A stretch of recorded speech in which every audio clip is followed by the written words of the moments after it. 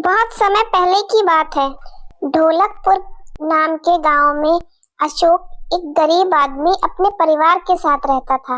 उसके घर में उसकी पत्नी, 5 साल की बेटी और एक बूढ़ी माँ रहती थी। वह जमींदार जी के खेत में सब्जियां उगाने का काम किया करता था। उसी से उसे जो थोड़े बहुत पैसे मिलते थे, उससे अपने परिवार के लिए 2 वक्त की रोटी लाया करता था। सेठ जी, पूरा महीना हो गया, अब मुझे इस महीने की पगार दे दीजिए। हाँ हाँ, यह ले। यह क्या सेठ जी, यह तो सिर्फ 2,000 रुपए है। मेरी पगार तो 5,000 रुपए है ना। 5,000 रुपए तब है जब तू पूरे रात और दिन काम करेगा। केवल दिन के 12 घंटे काम करने के मैं तुझे इतने रुपए थोड़ी ना दूंगा। यह आप क्या कह रहे हैं सेठ जी? भला कोई इंसान 24 घंटे कैसे काम कर सकता है? पगार तो हमेशा 10 से 12 घंटे काम करने की ही मिलती है। हाँ तो जा, जहाँ ऐसा होता है वहां काम कर ले। मेरे यहाँ तो ऐसा ही होता है और मैं इतने ही पैसे दूंगा। देखिए सेठ जी, मुझे अपनी पगार से अपने घर का राशन, माँ की दवाइयाँ और बच्ची की स्कूल की फीस भी भरनी है। आप मेरे साथ ऐसा मत कीजिए। एक बार बोला ना, तुझे इससे ज्यादा पगार नहीं मिलेगी।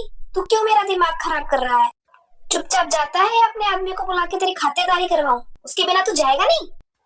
अपने सेठ की ऐसी बातें सुनकर अशोक चुपचाप 2,000 रुपए लेकर अपने घर आ जाता है। अरे, आ गए आप? आज तो आपको पगार मिलने वाली थी ना? लाइए, मुझे थोड़े पैसे दे दीजिए। मैं जाकर घर का राशन और माँ जी के लिए दवाइयाँ लेकर आ जाती हूँ। अशोक अपनी पत्नी के हाथ में पैसे रख देता है। ये क्या? ये तो सिर्फ 2,000 रुपए है। इसमें तो घर का राशन और माँ जी की दवाइयाँ भी ठीक से नहीं आएंगी। आपने प्रिया के स्कूल की फीस अपने पास ही रख ली है क्या?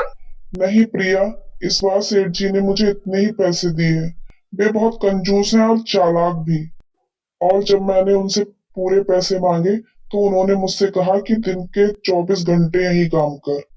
काश मुझे कहीं और काम मिल जाता तो मैं इस सेठ के यहाँ कभी काम न करता। चिंता मत करिए, आपने भगवान से प्रार्थना करी है ना, तो भगवान आपकी जरूर सुनेंगे। देखना, जल्दी हमारा अच्छा वक्त आएगा और हमें उस बुरे सेठ के यहाँ काम नहीं करना पड़ेगा। मैं जरा आटा और सब्जी लेके आती हूँ, तब तक आप घर का ध्यान रखिएगा। ठीक है।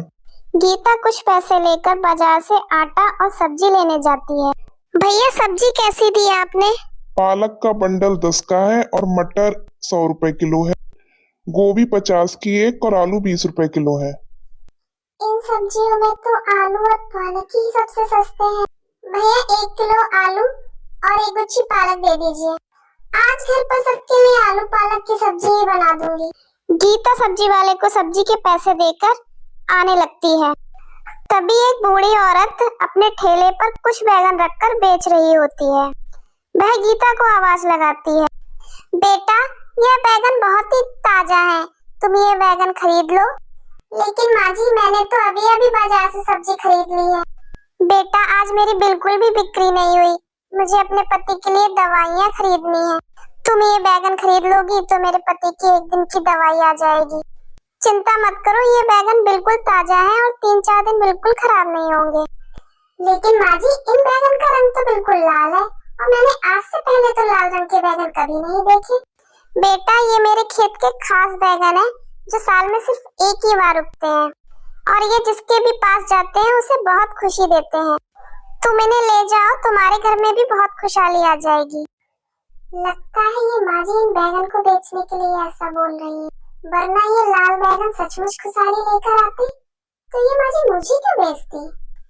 अरे बेटा, तुम मन मन में क्या सोचने लग गई? कुछ नहीं माँ जी। ये बैगन कितने रुपए के हैं? ये सारे बैगन तुम 50 रुपए में ले जाओ बेटा। इतने रुपए में मेरे पति की दवाई आ जाएगी। लेकिन मेरे पास भी सिर्फ 85 रुपए बचे। अगर मैंने इन पैसों से बैगन खरीद लिए तो घर पर दूध नहीं ले जा पाऊंगी। लेकिन कोई बात नहीं, एक दिन घर में दूध नहीं आएगा तो कोई बात नहीं, कम से कम इन बूढ़ी अम्मा के पति की दवाई तो आ जाएगी। ये लीजिए माँ जी, आपके 50 रुपए। आप मुझे ये सारे बैगन दे दीजिए। तुम्हारा बहुत बहुत धन्यवाद बेटा, तुम बहुत ही नेक दिल की। गीता लाल बैगन को लेकर अपने घर आ जाती है। माँ, जल्दी से मुझे थोड़ा सा दूध दे दो, मुझे बहुत तेज भूख लगी है। माफ करना बेटा, आज घर में दूध नहीं है। तुम्हें भूख लगी है ना? मैं अभी सबके लिए खाना बना देती हूँ।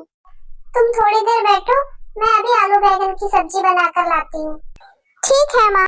गीता सब्जी बनाने के लिए लाल बैगन को धोने जाती है, लेकिन वह जैसे ही पानी का नल चालू करती है उसे एक आवाज सुनाई देती है। अरे अरे, जल्दी से इस पानी के नल को बंद करो, मुझे बहुत सर्दी लग रही है। अरे ये आवाज कहाँ से आ रही है? यहाँ तो मेरे अलावा कोई भी नहीं है। कहीं प्रिया तो मेरे साथ कोई मजाक नहीं कर रही? गीता इधर उधर देखती है, लेकिन उसे वहाँ पर कोई नजर नहीं आता। वह नल बंद कर कर अंदर सब्जी बनाने चली जाती है। जल्दी से खाना बना देती हूँ, सबको बहुत तेज भूख लगी है। गीता जैसे ही लाल बैगन को अपने हाथ में उठाती है, वैसे ही लाल बैगन उछलकर नीचे गिर जाता है।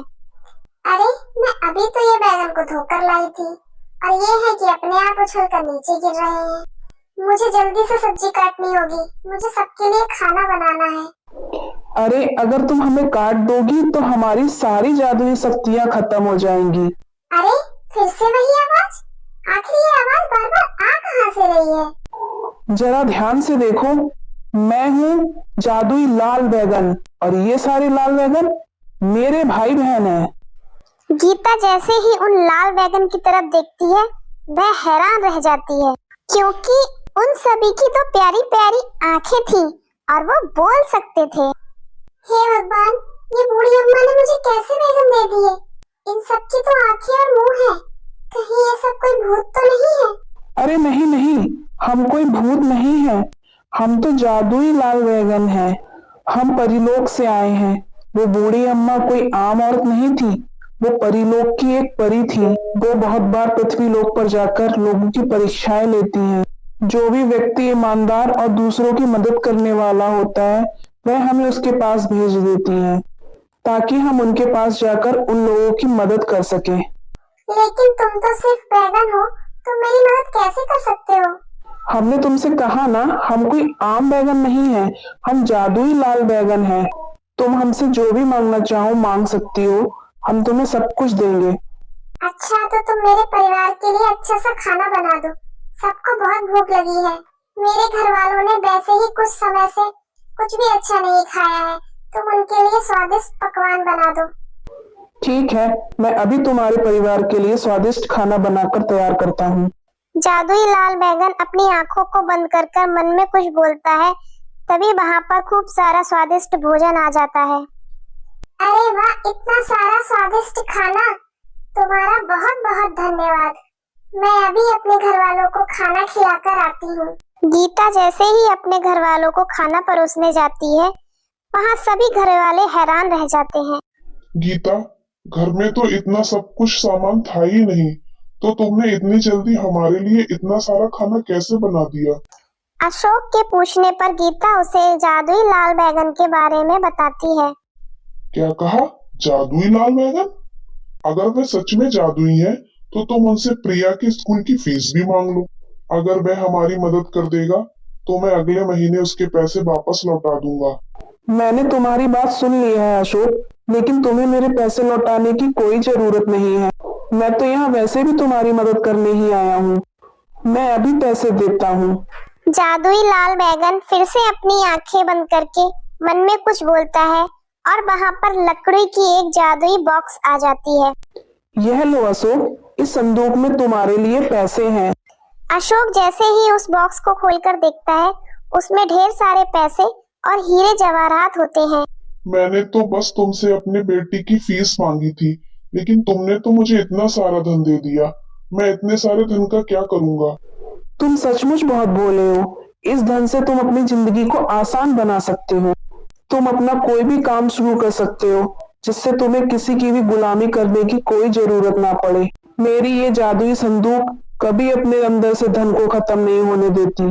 तुम इसमें से जितना भी धन लोगे, उतना ही धन इसमें फिर से वापस आ जाएगा। तुम्हारा बहुत बहुत धन्यवाद जादुई लाल बैगन। इसमें धन्यवाद की कोई बात नहीं, यही तो मेरा काम है। अच्छा, अब मैं चलता हूँ, मुझे अब परीलोक पहुँचना होगा। इतना कहकर जादुई लाल बैगन वहाँ से गायब हो जाता है। उसके वहाँ से जाते ही अशोक का टूटा फूटा पुराना घर नए घर में बदल जाता है। अब अशोक गांव का सबसे अमीर आदमी बन जाता है, लेकिन इसके बावजूद उसमें थोड़ा सा भी अहंकार नहीं आता। जब भी कोई गरीब और जरूरतमंद उसके पास मदद मांगने आता है, है वह कभी भी इनकार नहीं करता और सबकी मदद करता है।